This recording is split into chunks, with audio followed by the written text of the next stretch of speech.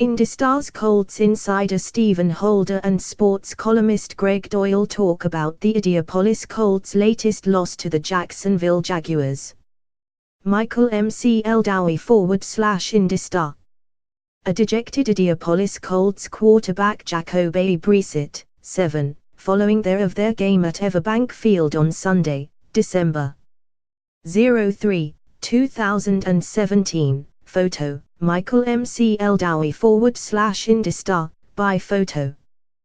Jacksonville nose tackle Al Woods walked off the field for the final time, past Indianapolis Colts coach Chuck Pagano, past his teammates, all the way to the long metallic bench where players rest.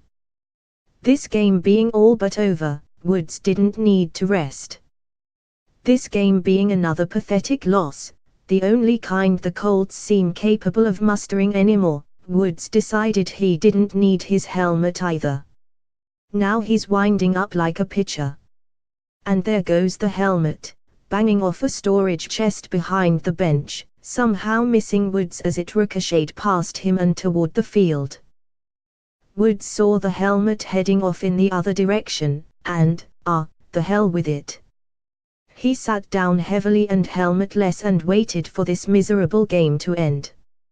A 2017 season that can't end soon enough moved one game closer to completion on Sunday with the Colts' 30-10 loss to the Jacksonville Jaguars.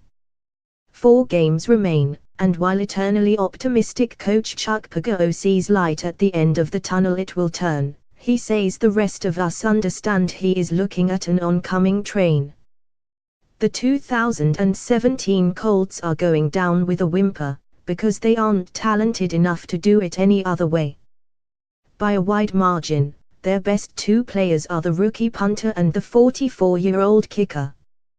Elsewhere they have a young quarterback who is getting worse by the week, an offensive line that is falling apart, a defensive front 7 that cannot get to opposing quarterbacks, and a secondary that longs for the days when Rashard Melvin and Pierre Desir were healthy. A link has been posted to your Facebook feed. Shortly after this loss eliminated the 3-9 Colts from AFC South contention and guaranteed just their second losing season in 16 years, owner Jim Irsay walked out of the locker room and slumped into a waiting golf cart. He didn't want to talk to the media, not right now, he said, but he gave in because that's what he does.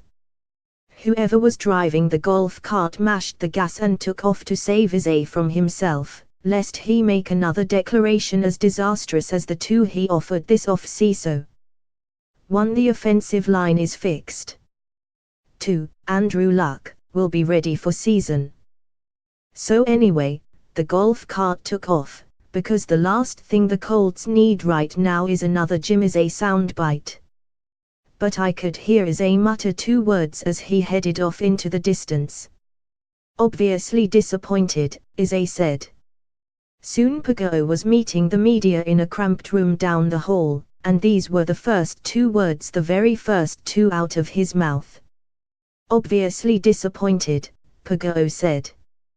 Within seconds Pagano was defending the effort of his team, saying this loss had nothing to do with fight, and here I'm picturing emotional inside linebacker Antonio Morrison snapping at Pagano after one early Jacksonville scoring drive and snapping at safety Matthias Farley after another. He'll fight, all right.